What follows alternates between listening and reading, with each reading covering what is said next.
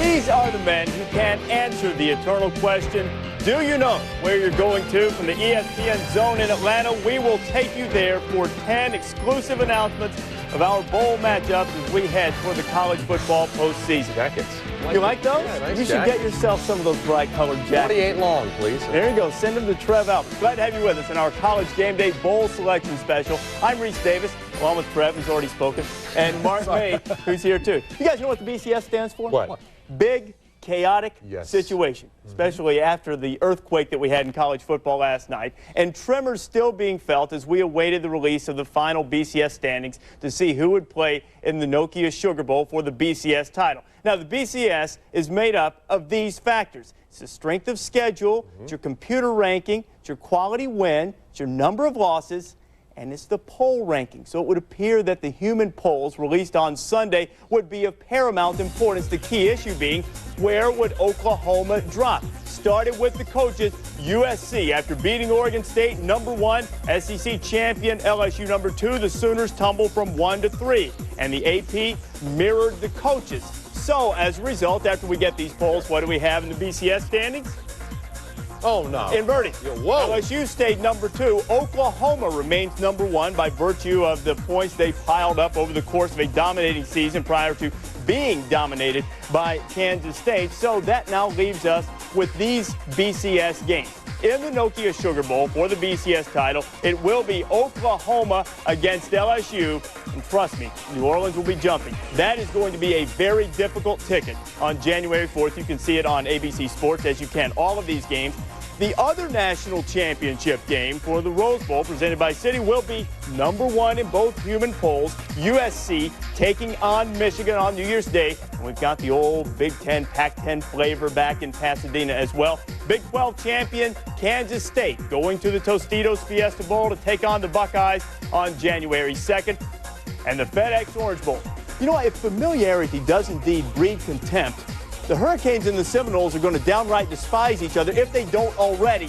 This meeting, combined with the season opener between these two next year as members of the ACC, 3 times in less than 11 months that Florida State and Miami get together. Obviously, that is a back burner issue. The front burner issue is that the #1 team in the land in both polls, USC, not in the BCS title game. You know, guys, I think we have to look at the big picture. We have to look at why the BCS was formulated in the first place. You have to understand, remember, people didn't like the fact that we were having split national championships when the AP and the Riders poll. I think when you take a step back now and look at the BCS, 3 of the 6 years, the thing, frankly, has not worked. The bottom line is the consensus #1 ranked team in both polls is not playing in the BCS title game. My opinion, guys, strictly my opinion, I believe that the BCS is now irrelevant, completely irrelevant. The AP and that game in the Rose Bowl is for the true championship, in my opinion. Well, I don't know about that, but when you have 3 teams in the top 5 with 1 loss, and you're talking about 3 teams right now in LSU, Oklahoma, and USC, someone's going to get left on the outside looking in. Unfortunately, at this point, it looks like it is USC.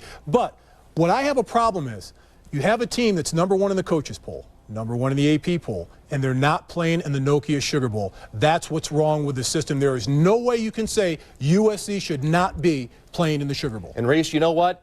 There's no contingency plan. Why isn't there a contingency plan that says, look, if you're the #1 ranked team in both polls, forget about it. We've got to, it's always it's never proactive. It's always reactive. Well, we got a problem. We'll fix it the next year. That's the problem. Disconnect with the fans. Well, the question that I have with Oklahoma, and you've heard me say this, that let me see. USC, the winners of the Pac-10, they're Pac-10 champions. LSU, winners of the SEC champions. Oklahoma did not win their conference championship game. Why are they playing for the national championship? Forget these computers. I disagree with them. You know, give us a little other side. Okay, there are a couple of things to remember here. One, we've had split national championships for a long time. It's a real retro feel to this when you have everybody's watching the other games. And also, when you go down to these formulas, only 1.04 points separated #1 from #3. That's the closest margin we've had between 1 and 3 in the BCS standings. But it is difficult sort of to get your arms around why the team that's #1 in both polls is not getting there. But somebody has to be left out. All 3 of them had great seasons. We'll have Mike Tranghese joining us in just a little bit. He not only is a Big East commissioner, he is the coordinator for the BCS this year. It rotates. Lucky him to get it right now. We will continue on our College Game Day Bowl Selection Special. These gentlemen will step to the podium, the bowl directors at the ESPN Zone in Atlanta, and let you know where teams are going.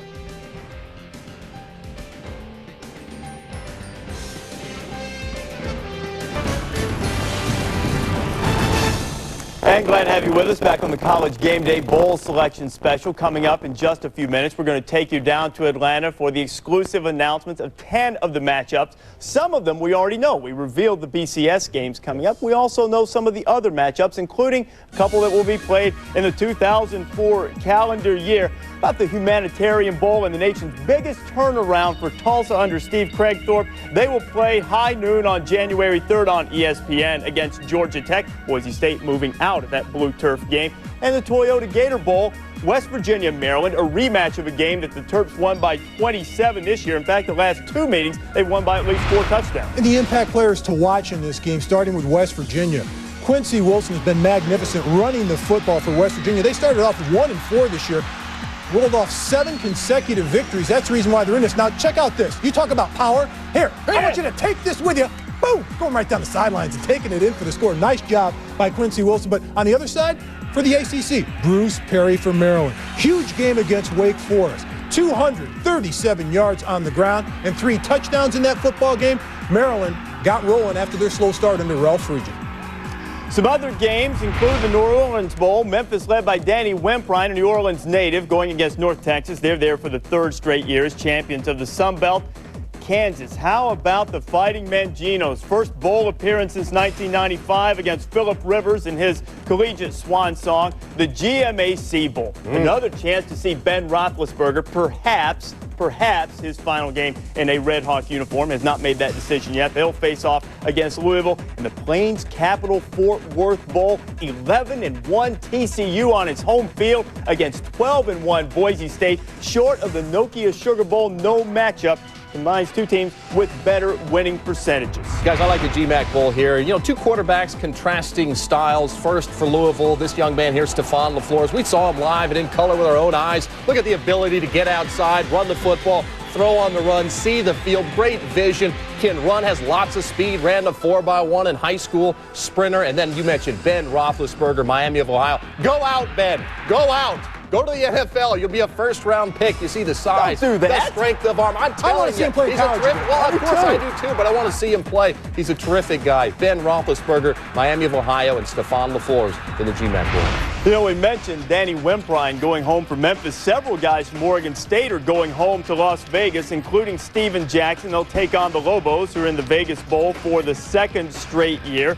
The Motor City Bowl, Northwestern going to the postseason for the first time since the 2000 campaign. The Sheraton Hawaii Bowl, first bowl appearance for the Houston Cougars since 1996 against the homestanding Warriors, who are 19-5 over the last 3 years at Aloha Stadium. And the Insight Bowl, Cal going bowling for the first time since 1996, and they'll take on the Hokies. Yeah, the Insight Bowl here, Cal, that defense trying to deal with old Kevin Jones of Virginia Tech. This will be his last game. He has made the decision. Announced that he's going to forgo his senior season. Number 25, you see the speed up the middle, the power, big back, 235 pounds. I mean, right up the middle, though, the speed.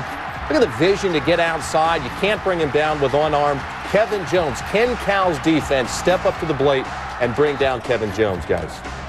Kevin Jones made the decision. He's going to forego that final season at Virginia Tech, so we'll get our last chance to see him. We'll also get a chance to see Larry Fitzgerald in the Continental Tire Bowl against Virginia. Virginia, the reigning champions of this event.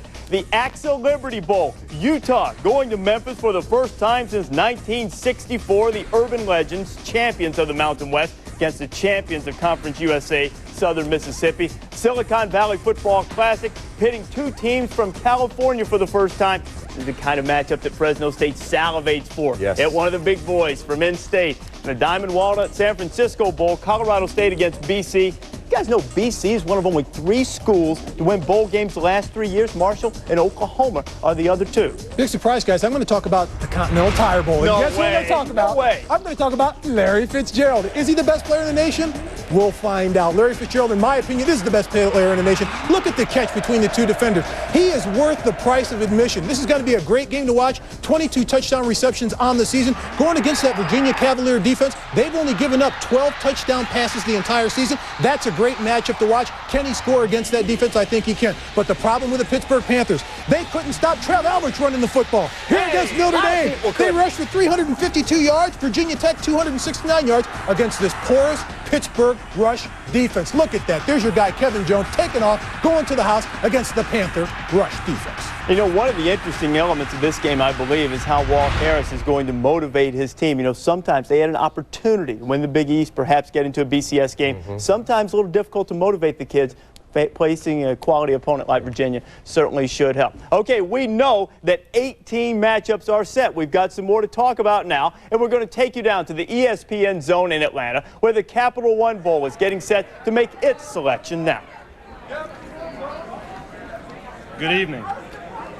My name is Steve Hogan, Director of Florida Citrus Sports Properties of the Capital One Bowl. On behalf of the City of Orlando, it's my sincere pleasure to extend formal invitations to the University of Georgia Bulldogs from the Southeastern Conference and the Purdue Boilermakers from the Big Ten Conference. Tune in January 1st, 1 p.m. for the 2004 edition of the Capital One Bowl. Thank you. You guys getting pretty good at that. They're going to take our jobs, you know, getting the promo in and everything. You know what? Sometimes in the past, the Capital One Bowl has been a little hesitant to take the loser of the SEC Championship game. It's been several years since Georgia's been there. It seems to be the right selection. Well, I think it's the right selection. You wonder how Georgia's going to react after that devastating loss to LSU. The way they were manhandled up front, David Green and that offensive line. I think that's the interesting matchup in this game. Purdue and Sean Phillips, their defensive end, all kinds of pressure from the defensive end. Georgia and that offensive line has given up over 40 sacks this season. Can Georgia find a little bit of a running game to help itself before they play Purdue? I think the key here is can David Pollock and company get to Kyle Ortland? I think you're looking at this Joe Tiller offense, spread them out, throw the ball, put points on the board. That's the key matchup, I think, is this Purdue offense versus that tough Georgia defense. And I think Purdue's going to be able to put points on the board because this is a type of offense Georgia rarely faces. Spread them out and throw that football. And how good will Georgia's defense be after just getting annihilated by LSU's offense, giving up over 200 yards rushing to Justin Vincent in the SEC Championship game? You know, I think that they'll want to be able to atone for that if they can. The 2000 Outback matchup, Joe Tiller messed up going for two several times. The last two times they played, it went in overtime. I'll bring that up later on, I promise you. We're ready now to go back to the ESPN zone in Atlanta. And next item up for bids, the Pacific Live Holiday Bowl. This one has some intrigue after what went down in the Big 12 last night. I'm Eric Graves, chairman of the team selection committee for the Pacific Life Holiday Bowl. And on behalf of the city of San Diego, we are pleased to extend a formal invitation to the Washington State Cougars from the Pac-10 and the Longhorns from the University of Texas representing the Big 12. Game time's 8 p.m. Eastern on Tuesday, December 30th on ESPN. We invite you to visit our beautiful city and experience America's most exciting bowl game. That's the best jacket so far. It's a good jacket, and you know what? It's a great trip, too, for the kids. And this has been Texas's home away from home, third time in the last 6 years that they've been to this event. Well, I think the matchup in this game is Texas's offense with Vincent Young at quarterback, what he can do with the football, not only running the football, also throwing the football deep to Roy Williams, one of the best wide receivers in football today. And here's the other key. You got a running back in the backfield over 1,000 yards running the ball, Cedric Benson. That's not bad either. Not bad, Mark, but you mentioned the matchup. How about Washington State's defense? Their defense, sixth in the nation in run defense. They forced 45 turnovers on defense. I think that's the whole story. You know, offensively, Washington State has turned the ball over. They'll guarantee about 4 or 5 turnovers a game they have this year, guys. You got to be honest about it. It's true. And so who wins the turnover battle, I think, is a huge key in that game. Penalties, also a big deal. Okay, we know Texas is going to the Pacific Live Holiday Bowl. Big 12 also involved in this one as we go back to Atlanta now for the selection, the SBC Cotton Bowl. Make this selection here, and we'll see who's left out of the Big 12. Good evening.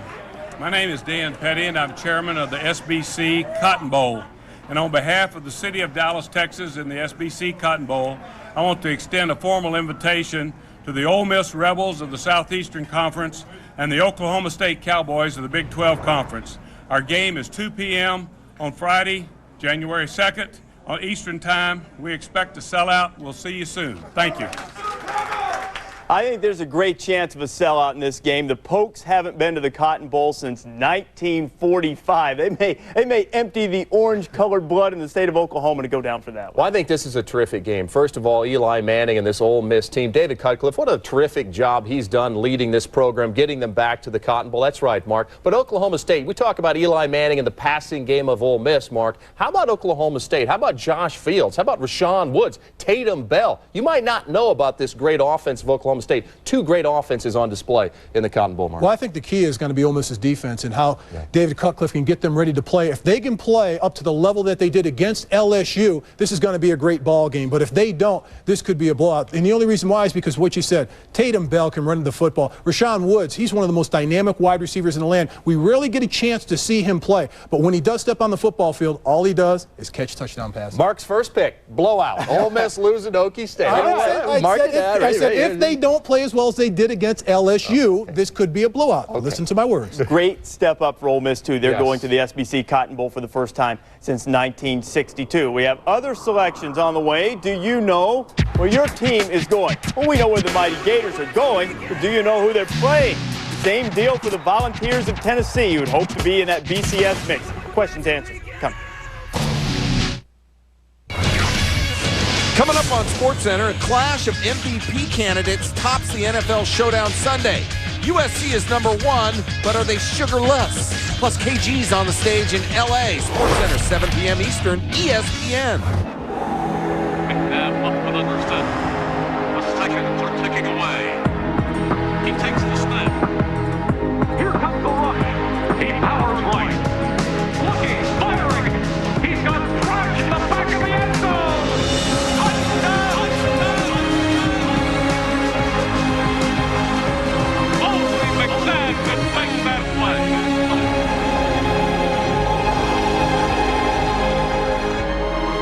College football's celebration of excellence writes a new chapter. Who will be the chosen few?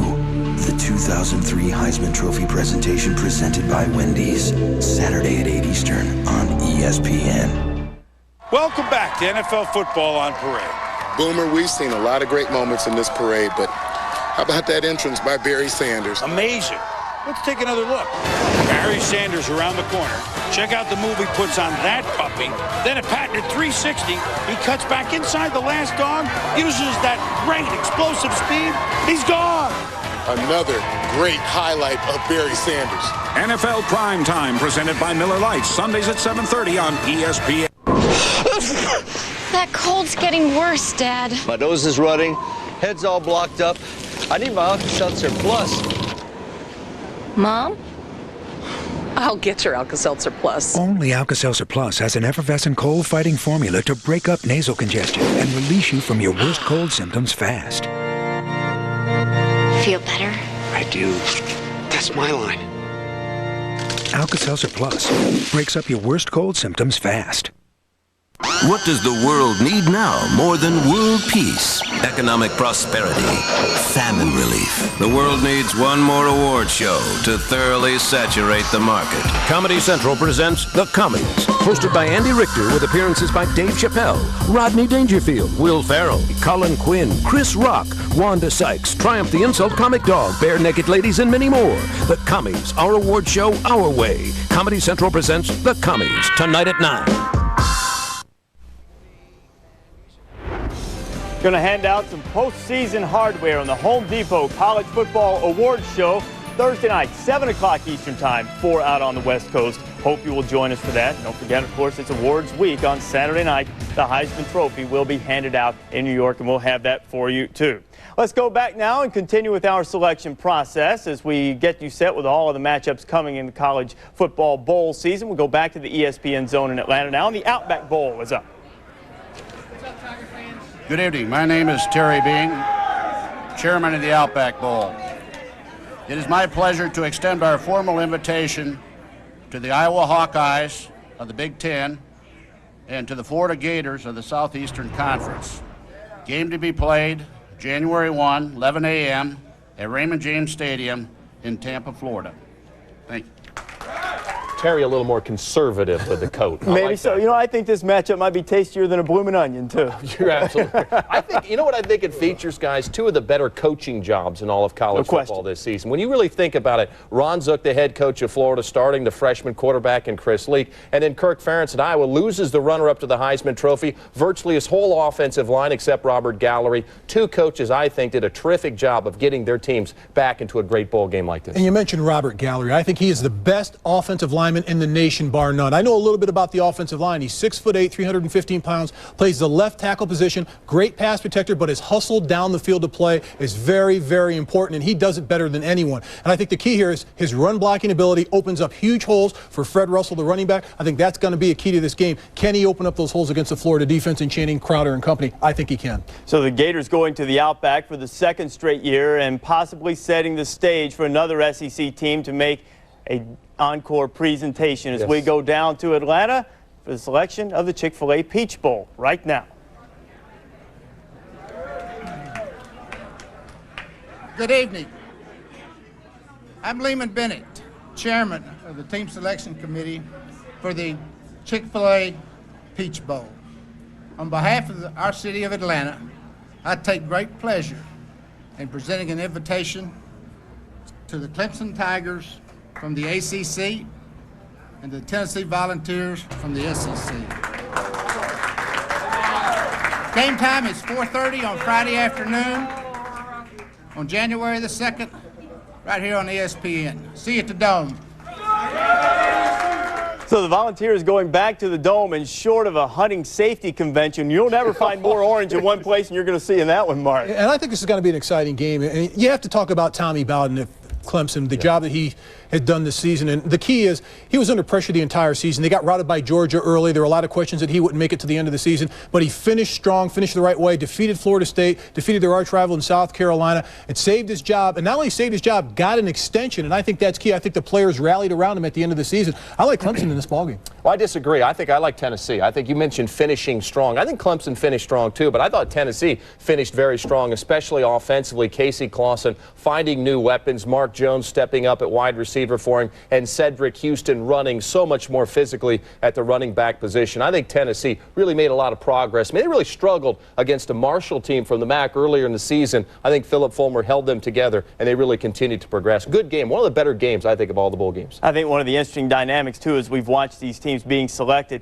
the fallout in the Big 12. The Cotton Bowl passing over Texas, who's been there 3 of the last 5 years, but they were number 5 in the country, taking Oklahoma State instead. So now the Alamo Bowl presented by MasterCard, also involved with the Big 12. They're ready to make their selection now.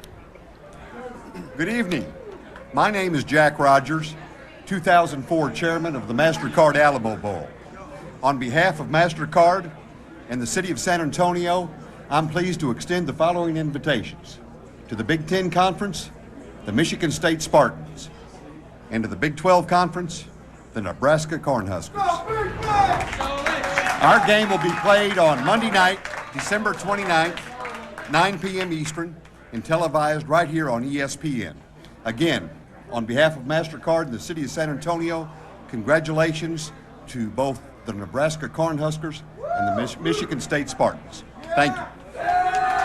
So we've got the matchup in the MasterCard Alamo Bowl, Nebraska against Michigan State, and the Cornhuskers in an awkward situation as they look for a coach. They are in an awkward situation. Be interesting, Mark, to see how the players play. Bo Pelini, the interim head coach, will they respond to him? But I think, will they respond to playing Jeff Smoker? What a great story. I think one of the best stories in all of college football. His return from suspension last year. 6 300-yard games through the air this season as a quarterback. How does the black shirt defense defend the spread offense of Michigan State? An intriguing matchup, if you ask me. I want to go back and touch and expand upon the Bo Pelini situation at Nebraska. The players are in a situation where they don't know who their head coach is going to be. Of course, Bo Pelini is on the list, but the list is expanding every day. How do they react not only on the field of play, but the practices that they go through? When they get on the field, if things go bad and they're down 2 or 3 touchdowns, do they fold in a football game like that, or do they rally around each other? The key for Nebraska is not who's going to be the coach, who's going to be the leader of this football team on the field. I got a little key for you guys. The new head coach will probably be named before the bowl game's played. I mean, so I think the Nebraska players will know who their head coach is going to be in the future. But Bo Pelini is the interim coach, and he's going to coach in this bowl game. Well, we saw the same situation with UCLA a year ago, too, and how that'll react. Let's go back now down to Atlanta. Another bowl from the state of Texas ready to make its selection. The Wells Fargo Sun Bowl now stepping to the podium to announce its choice. Good evening. My name is Bernie Olivas, Executive Director of the Wells Fargo Sun Bowl. On behalf of the great West Texas city of El Paso, Texas, Wells Fargo Bank, and the Sun Bowl Association, it is my pleasure to extend the formal invitation to University of Minnesota Golden Gophers from the Big 10 and the Oregon Ducks of the Pac-10. The game will be played on December 31st at 2 p.m. Eastern Time on CBS. Bienvenido. Thank you.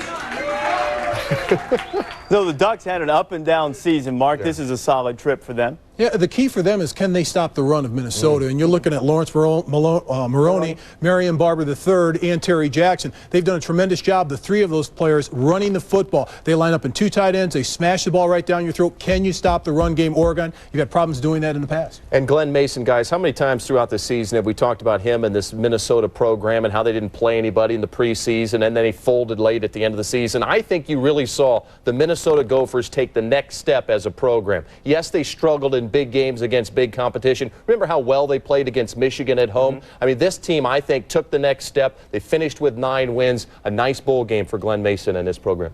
Don't worry, we haven't forgotten about the BCS or the controversy. We are expected to be joined by Mike Tranghese, who is the BCS coordinator. Also hope to be joined by Pete Carroll, head coach of USC, as we continue to sort out the BCS and bring you more selections from the ESPN zone in Atlanta. Well, do you know? Well, you do know that finally Mizzou is going back to a bowl and Auburn's also going. We'll see who their matchups are when we come back.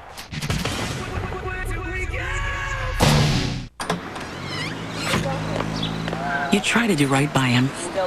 You make time. You build up his confidence. You inspire him to be healthy. You encourage him to think for himself. Hey, what's going on? And what does it get you? Hey, anybody want a cigarette? 2 little words you won't be there to hear. No thanks. So you guys going out? Talk to your kids about not smoking. They'll listen.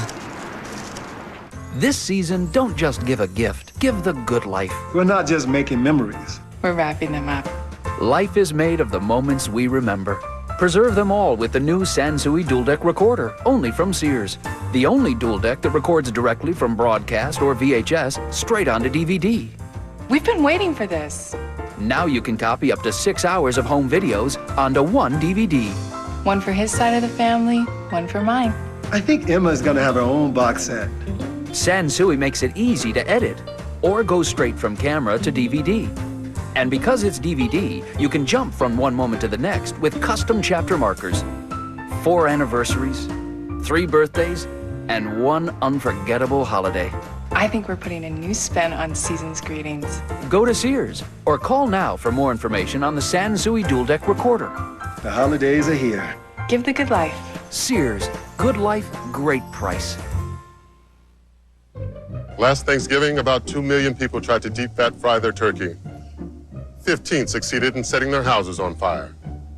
At Christmas, there was a lot of driving over the river and through the woods and a little bit of skidding on the ice and taking out Grandma's garage door. So while you're celebrating, Allstate will be standing by. Trouble never takes the holiday. Neither should your insurance. That's Allstate, Stan. Are you in good hands?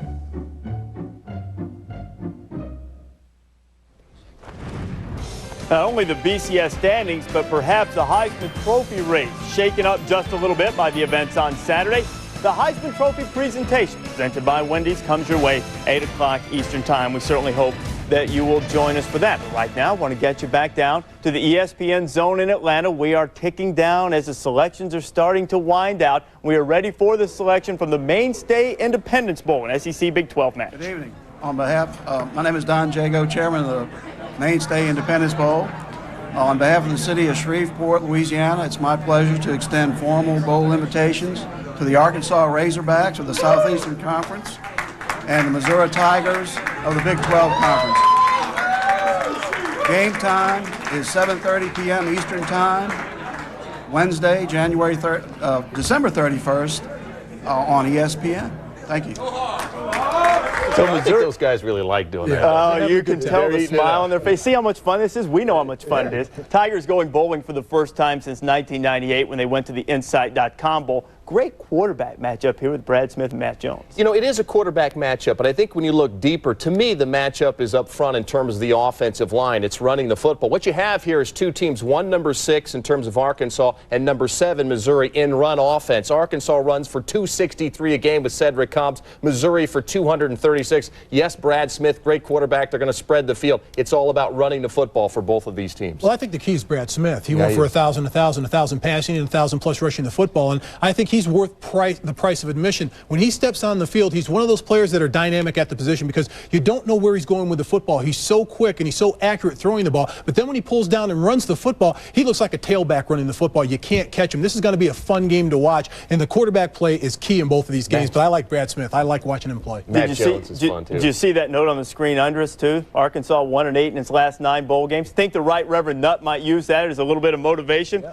We are ready now for another selection from the Gaylord Hotel's Music City Bowl matchup between the SEC and the Big Ten. Hello, I'm Scott Ramsey with the Gaylord Hotel's Music City Bowl presented by Bridgestone. And it's my pleasure on behalf of the city of Nashville to invite the Wisconsin Badgers from the Big Ten Conference to play the Auburn Tigers from the Southeastern Conference. Our game this year will be at the Coliseum on December 31st at noon Eastern on ESPN. Two teams that like to run the football and exactly where you had the Tigers pegged in the preseason, right, Mayday? Well, they're kind of close to the Sugar Bowl in New Orleans. The same region of the country. As their crow flies. But looking at this game, you've got to look at Auburn. They run the ball just as well as anyone in the country. And I think when you look at Cadillac Williams run the ball, he's elbows, he's arms, he's legs, he's knees. He's exciting to watch. He hits the hole at 100 miles an hour. He's got the speed to take it the distance from the outside, but he's also got that tough mentality to run the ball inside. This will be one of those great games when you'll see the Cadillac get the ball about 25, 30 times in this game. He'll go for $1.50. You know why I like this game, guys? There's so many times people who, you know, they have conferences and teams that they like. They say, no, the SEC, they're better. No, the Big Ten's better. This is what this game's all about to me. This is your running, physical, snot-mouth football team from the SEC, Auburn, and then you got Wisconsin. Anthony Davis, Jim Sorgi at quarterback, Barry Alvarez. You kidding me? These two conferences going at it in this game. That's what I like. What did I say? Snot-mouth. I think snot-nose. Could you expand on this? Either way, it's dinner time. Let's try to stay away from that. Why don't we? Let's go back to Atlanta now. We're a little more tasteful type thing going on at the ESPN Zone. Our final selection, EV1.net Houston Bowl. Good evening. My name is David Ippoliti. I'm the Executive Director of the EV1.net Houston Bowl. On behalf of the City of Houston, it's my pleasure to formally invite the midshipmen, the U.S. Naval Academy, and Texas Tech Red Raiders representing the Big 12 Conference. Game time, December 30th, 4:30 Eastern Standard Time. Thank you very much. A clash of philosophies and styles. Yes. Midshipmen back in the bowl for the first time since 1996. This will be fun to see whose will can be imposed. Okay, you've got old school football. You got Bo Schembechler, Bob Devaney, Tom Osborne run the football, and then this new stuff that says, well, you just pitch it all around over the field. How about Navy and the triple option playing against Texas Tech, and this defense haven't been able to stop anybody all year, and then the Texas Tech offense. Obviously, Navy, Mark, is never going to have seen an offense that spreads people out with a quarterback like Simmons. Yeah, but can Texas Tech stop the running game of Navy? I think that's the key. I think when you look at Kyle Eckler, the fullback of Navy, has done a fantastic job this year, over 1,100 yards running the football. And this is a team that has confidence right now. Here's the other key. Last year, you look at Navy, 2-10. What a miraculous turnaround by Paul Johnson and his staff, going 8-4 this year and getting this team to a bowl game. I think that's the story of this game. And the spot was open because the SEC didn't fill all of its spots, and Navy able to fill in at large spot. They were one of the fortunate ones. Others that probably put together terrific seasons, but not rewarded with an invitation to postseason play in a bowl game. These are some of the teams that probably have a beef as we move forward. The story of the early part of the season, without a doubt, the Mid-American Conference, specifically the wins by Northern Illinois. All of these teams on this list, great seasons. But, Mark, Northern Illinois, the team with the biggest beef? Absolutely. When you go out and you defeat a Maryland, it's going to a bowl, Alabama, and then you defeat Iowa State, 3 teams from BCS conferences, and you're not going to a bowl, and then go 10-2. I don't care what anybody says. Mid-America Conference, they deserve more than 2 bowl games. I agree with you. The only team on that list, I think, with Mark, that deserves it is Northern Illinois. I mean, 10 wins, a great season for Joe Novak. No question about it. Did not make it to the MAC championship game. That ended up costing Northern Illinois a slot in the postseason play. We will be joined by Mike Tranghese, who is the BCS coordinator. We'll talk to him about the fallout from #1 USC not being in the Nokia Sugar Bowl, but this is the big prize. It will be the Sooners and the Bayou Bengals in New Orleans for the BCS title.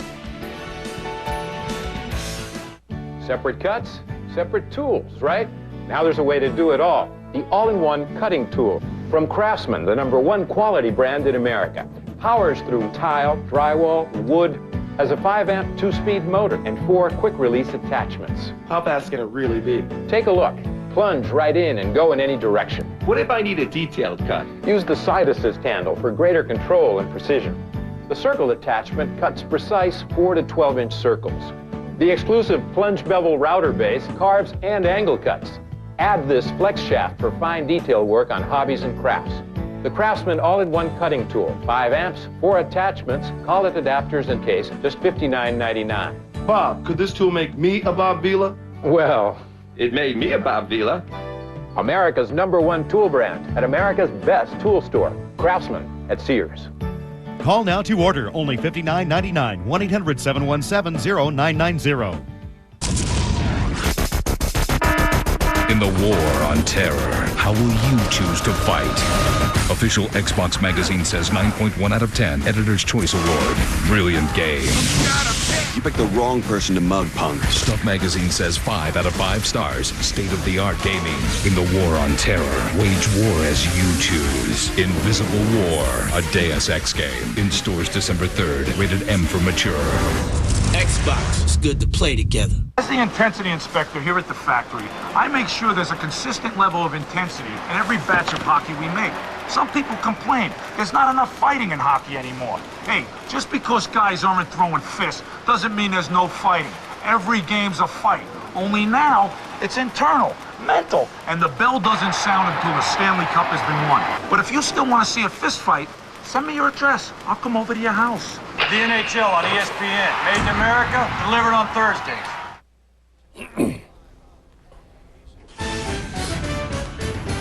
Back on the College Game Day Bowl Selection Special, and the BCS games are as follows. In the Nokia Sugar Bowl for the BCS title, it will be Oklahoma, despite the loss to Kansas State, taking on SEC champion LSU.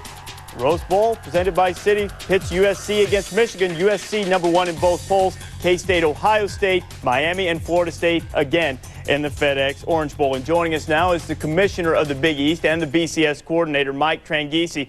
Mike, the BCS was developed for one purpose, to pit #1 against #2, to have a national championship game. Consensus #1 team not in it. People calling this doomsday Armageddon for the BCS. Is it as bad as it seems? Well, if you're a USC fan, it probably is, but it's not doomsday because I compare the BCS to the system we had prior to it. In the previous system, Oklahoma, LSU, and USC would have played in 3 different bowl games. BCS brings the top 2 teams together as determined by the BCS poll. There's obviously a lot of controversy because this is the first time in which the human poll has said that a team is #1 and that team hasn't earned its way into the championship game. Mike, why isn't there a contingency plan to make sure that the consensus #1 rated team in both polls isn't in the BCS title game? Well, I don't know that we've ever had a specific conversation about the question you just asked. We've talked about introducing a human element. We had a long debate about it 2 years ago. In fact, we spent nearly an hour and a half just on that subject, and there just wasn't a consensus for doing it. But clearly, this is the first time that we've had a #1 team not make it, a human poll #1 team not make it into the BCS, and it's the second time that a team has made it to the championship game that hasn't won a conference in 3 years. So those are 2 things we're both going to have to talk about. Mike, how many changes or how much tweaking do you anticipate will be done to the BCS formula after this season for the future? Mark, when we left last year's meeting, we said we don't want to make any more changes. We were hoping we didn't have to tweak it, but clearly what's happened here is going to force us to go back and study and discuss it. I think that's what our job is. It's a complex system. It's difficult. We don't like making it more complicated because we're trying to make it more understandable for the public. But if if you're a USC fan or if you're a guy out in the street, you have difficulty understanding why USC's not in the game. But on the other hand, there's 3 teams that each had a loss, and the argument can be made that all 3 were deserving, and it was a tough call. Mike, I think one of the criticisms of the system is one of the things you just mentioned. You're reacting, or the BCS fathers are reacting to a unique set of circumstances that kept the outcome from being what they wanted. Is there a way to devise a formula without simply having some type of reaction to a unique set of circumstances that aren't likely to repeat themselves? Rece, maybe there is. I just think any time you introduce computers and other things, that it's not a perfect system. And you can't sit here and figure out every conceivable consequence or unintended consequence. You just do the best you can.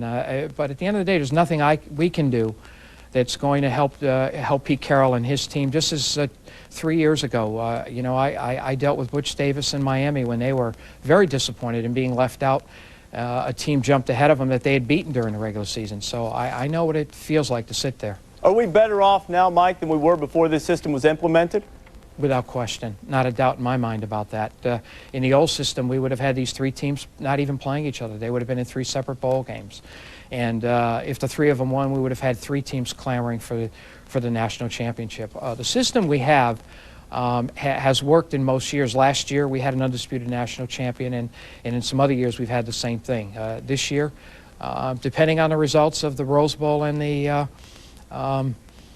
Sugar Bowl, it may work out. Clearly, USC's got a very difficult game now. I mean, Michigan played as well as anybody in the country the last 5 or 6 weeks of the year. No question about that, Mike. I know it's been a tough day for you. Thanks for spending some time with us. Thanks for having me. All right, Mike Tranghese, who is the commissioner of the Big East and also the coordinator for the BCS. Let's take a look now at the Nokia Sugar Bowl, guys. And you know what? There is some outrage that USC's not in it. This is still a terrific matchup between LSU and Oklahoma, Mark. Well, I think so. I think you're looking at probably a defensive game, the way that LSU played against Georgia in their last ball game. They just attacked David Green, the quarterback, again. The first time against Georgia this season, 4 sacks, 19 quarterback pressures. Yesterday in the game last night, 6 sacks. So Nick Saban's defense will blitz every single down against the Oklahoma offense and Jason White. I really wonder about the mental psyche of this Oklahoma defense. I mean, how does this defense respond after Kansas State and Darren Sproles? They gave up over 500 yards of total offense. Darren Sproles, 322 yards of total offense all by himself. Now playing an LSU team playing with so much confidence. Justin Vincent with over 200 yards rushing. To me, I think you'll see early in this game the mental psyche and how this defense of Oklahoma plays. And retro is hot, and we've got retro in Pasadena in the Pac-10 Big Ten matchup between USC and Michigan. Yeah, I think kind of lost in this game with USC and their defense. And yes, they did win, and they win easily against Oregon State, but that defense did give up an awful lot of yards. The point is, how is this defense going to play in that game? I think the key is how Pete Carroll sells this to his football team. Yeah. What he has to do to his football team is say, look, we're playing for the national championship. Don't let anybody tell you any different. We're playing basically in our own backyards in this football game. Let's just go out and win this game and let the chips fall where they may. You guys will be champions if you win this football game. You can ask him that, too, because Pete Carroll is joining us now, the head coach of the #1 team in the land. And, Pete, you said yesterday after the Oregon State game, finally admitting you didn't make the Nokia Sugar Bowl, you'd be a little disappointed. With the way things have fallen, how disappointed are you? Well, it's changed. You know, things shifted. That was before the Oklahoma game. And we get up this morning and we're the #1 team in the country. So with that, you know, we feel rewarded for a fantastic season. We're proud of that. Then we see the rest of it play out, and we find out that the #1 team in the country is not playing in the BCS game. I think we've opened up, you know, an unbelievable controversy here about the issues of this format and all, which I don't have any of the answers to. All I know is that we're playing good football, and it's been recognized. And now we go into the Rose Bowl, which is the goal of our program year in and year out, with an opportunity to be national champion as we come out in terms of the AP poll. So that's happened before in the history of USC and in NCAA, and so we're playing for a national championship. There's going to be a BCS champion, and there's going to be an AP champion, and we're going to be a national champion if we can win a game. That's easily said. The hard part is beating Michigan because they're a great football team, and we understand we've got our hands full. But we're very proud this morning to be #1, and now we're going to play and compete and do everything we can to hold that spot. So. you know, there's issues, and I know you guys have been on it. I watched last night to see what you guys had to say, and we appreciate your comments, man. You guys were, I think you guys were just telling it like you see it, and you know, we're real proud of it, and now we got to go fight for it. I think it's a shift for a lot of people. You know, nobody anticipated that Oklahoma would fall down that way, and things could flop like they did. So as it has turned out, we're very proud, and then we can't wait to get to the Rose Bowl. It's a great opportunity for us to play here. This is a fantastic venue, and it makes it a national championship game for us. Coach, tell us what you told the kids. I mean, let's face it. You go in August, you took these kids, you look at Matt Leinart in the eyes, and you say, look, if we do this, we can be the #1 ranked team in the country. You're the #1 ranked team in the country, and you're not playing in the BCS title game. What did you tell the kids? Well, the first off is just realizing that what has happened since last night, that we have been chosen to sit in the #1 spot. That's what's occurred, and nobody was anticipating that might happen. Just figuring that Oklahoma would continue to play real well. But since it didn't turn out that way, and now the first thing is, you know, we finished the season. There's no more games to be played, and we're the #1 team in the country. That's the first realization. Now, what happened with that is that we were not selected through the process of the BCS to be in the Nokia Sugar Bowl game. All right, so what does that leave us? It leaves us a chance to play in the Rose Bowl, which we love that opportunity for the national championship of the Writers' Poll. So we have those trophies right here in Heritage Hall, and we're darn proud of them. It's happened a number of times before, and it happened back when it was split in '97. You know, and so this is a fantastic opportunity for us. You know, our fans will get to see us. We'll be close to home, and we'll make it a great celebration. And we're going to try to come out here #1 in America at the end of you know, on January 1st. Coach, you're not only #1 in one poll, you're #1 in both polls. Now the BCS, that system, you have to tell us, is it fair or is it flawed? Well, there's obviously a problem. They build the game. They build the game as it's supposed to be the #1. See, the #1 team has never not been in this game. Yeah. So we have opened up new issues, and I'm kind of excited to be part of the change that tries to generate a system that makes it you know, clear cut. We all know as competitors, play it out, and then we figure the thing out. We love to play it off, and with that, let me just tell you that after this is all over, if we're fortunate enough to win our game, and it's going to take a great effort against Michigan. If we're fortunate enough in the opening game of the year next year, we'll play the winner of the Sugar Bowl, and we'll play them in the BCA game, and we'll play them wherever they want to play, and we'd love to be part of that. Michigan may want to be part of that too, so the challenge is out there. That sounds like an idea. Pete, congratulations on a great season. Best of luck the rest of the way.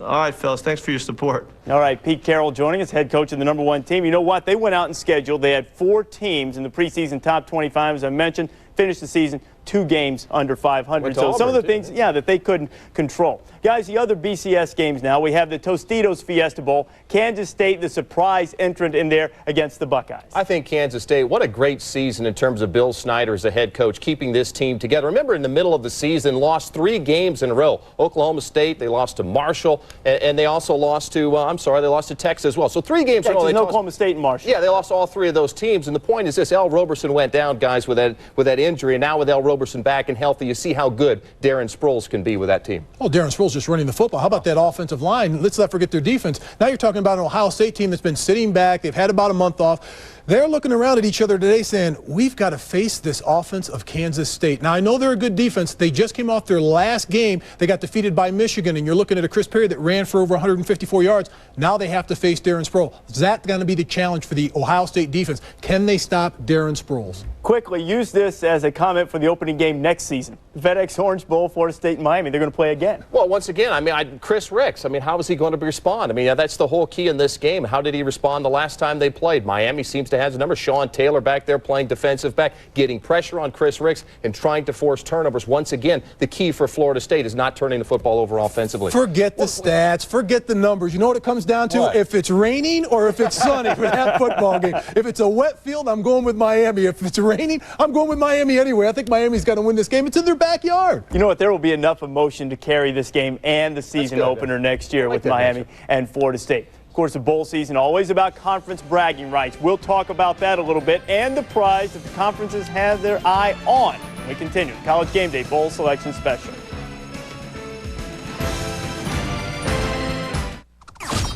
Alexander the Great, 5 foot tall.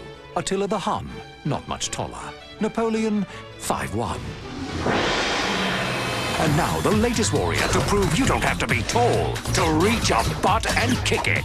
I Ninja. Swords will slash, stars will fly. This warrior has so much rage, not even gravity can contain him. So carry on, I Ninja, and remember, no one's taller than the last man standing. I Ninja rated D for team.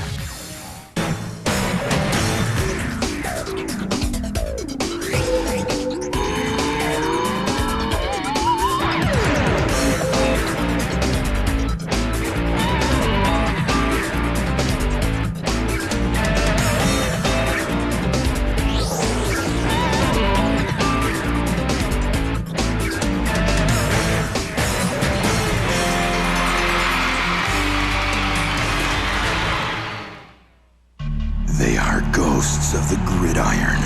Their names are legend, and their time has come again. Now, a new generation has emerged as college football's celebration of excellence writes a new chapter. Who will be the chosen few? The 2003 Heisman Trophy presentation presented by Wendy's, Saturday at 8 Eastern on ESPN. Last year, my parents gave me a computer. This year, they gave me PowerLink, Adelphia's high-speed internet service. Now I can play online games with my friends. There's no delays, and I don't get kicked off in the middle of a game. And I'm not tying up the phone line, so Her Highness doesn't bug me anymore. PowerLink is all that. Take it from a kid. You should get this for your family. Call today and get this special offer on PowerLink. Don't wait. This is a limited time offer, so call now.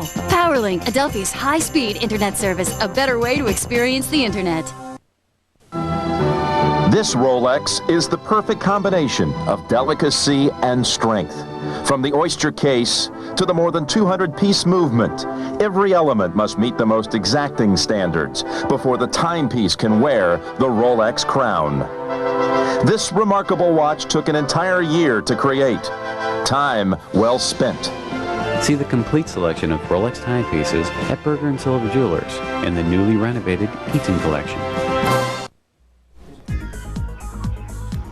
Back on the College Game Day Bowl Selection Special, time to turn on the conference call. And the Big 12 and the Big 10, each with 8 teams playing in the postseason. The SEC left a slot open, thus the Southeastern Conference will only have 7 advancing to postseason play. And now the matchups are all set, and we're going to be on the road to the battle for the Bowl Challenge Cup. ESPN presents a trophy to the conference with the highest winning percentage, minimum of 3 bowl games participated in. The Big 10, the current holder of the cup, and they clinched it in the Tostitos Fiesta Bowl. The national championship was secondary. The Big 10 was happy that they got the Bowl Challenge Cup. What I like about this is, you know, when we look at a season, so many times we look at these conferences and say, well, this conference is clearly not as good as this conference. And then the Big 10, which really surprised me last year in bowl season, came out and did so well, they got the cup. I think at the end of this bowl season, what we're going to see is the Big 12 conference will have the Challenge Cup. I believe it, because I think Kansas State, right now, 2 teams in the BCS, Kansas State playing so well, healthy now, playing with confidence. And come on, guys, Oklahoma's got to be upset. They got to be so mad after the way Kansas State dominated them. You got to believe that they're going to be ready to play against LSU. I'm going with the defending champions, the Big 10. And this is the reason why I think Ohio State's going to play well in their bowl game. They've had a long time to rest on there. I think they can beat K-State because of their defense. And I like Michigan will probably be the only team to lose out of the Big 10. But I do like Iowa, the way that they're playing right now. I like Minnesota, the way that they run the football. Wisconsin, Anthony Davis running the football. I like teams that can run the football in bowl games. Yeah, look at the bottom, you know what? I agree with you that Oklahoma's going to be mad. A word of warning, though, about venturing into the Sugar Bowl against an SEC team. 1985, Miami and Tennessee. 1992, Miami and Alabama. Florida State against Florida. Got to be careful going into SEC country. I didn't make the pick. I just said they're mad. I didn't say anything about who's going to win. We're going to tell you about a bowl contest that you are going to want to be involved in. Well, I mean, biggest surprise outside Big Talking Fitzgerald, you picking the Big 12. Bowl contest you'll want to be involved in soon. Shoals.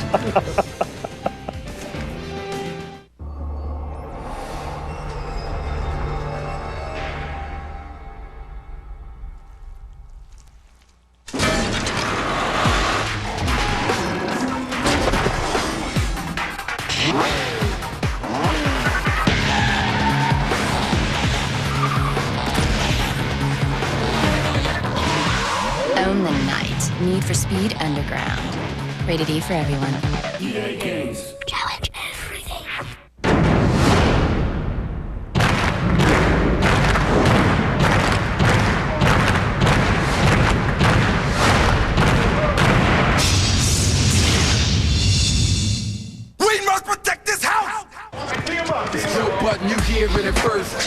never heard a story on got a home like a no rubber. I'm a big daddy. Get going, man. Little man got a ball. I ain't got a debate, just not in my nature. Use a little too punch, only got a deflate ya. Sit back, relax, hope you near a couch and the bounce is right on it, poor biz get out. The new dual action infusion from Spalding. Air when you need it, less when you don't. Home is where the hoop is. With ESPN Full Court, you'll get more than 450 additional games of college basketball. To order, call your local cable company, DirecTV, or Dish Network. Coming up on SportsCenter, a clash of MVP candidates tops the NFL Showdown Sunday.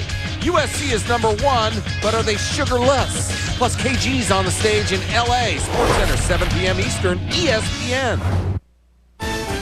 Back on the College Game Day Bowl Selection Special, the 28 bowl matchups are set, and now the most exciting thing is trying to pick the winners. And that brings us to the Sonic Bowl Mania Challenge. You can join our ESPN quote-unquote office pool, if you will, by logging on to ESPN.com, filling out the Sonic Bowl Mania Challenge. This is a confidence pool. You pick the winners and you assign a point level. The highest number of points being the game that you are most confident that you have picked the winner.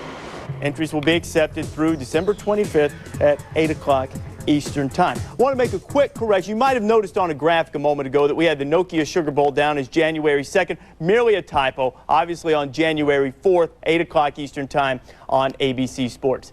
Guys, it's all set now. The Nokia Sugar Bowl will pit LSU, Oklahoma, the Rose Bowl, USC, and Michigan. Your thoughts on how the BCS worked or didn't work, Mark? The BCS didn't work. I think the system is flawed, and I think that's why Mike Tranghese told us tonight that they're going to tweak it, they're going to make changes. I am glad that they're going to make those changes, but if I'm USC and I'm Pete Carroll, I'm sitting there saying, hey, we should be in New Orleans. But that's the point about the BCS, is every year they tweak it, every year they make changes. It's always reactionary. It's never proactive. The point is, nice try. Hey, we tried, we came up with this BCS thing. Didn't work, okay? Didn't work. If we're going to do this, we're not fooling anybody anymore. Let's just go back to the old system where it was a mythical national championship. All the other bowls will mean more.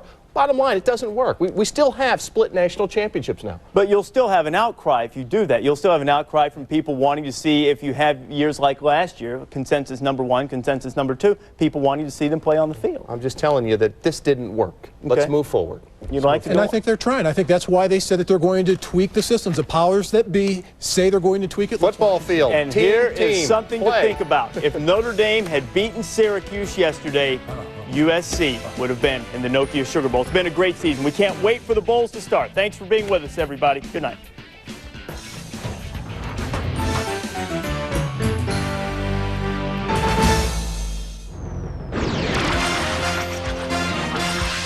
This is SportsCenter.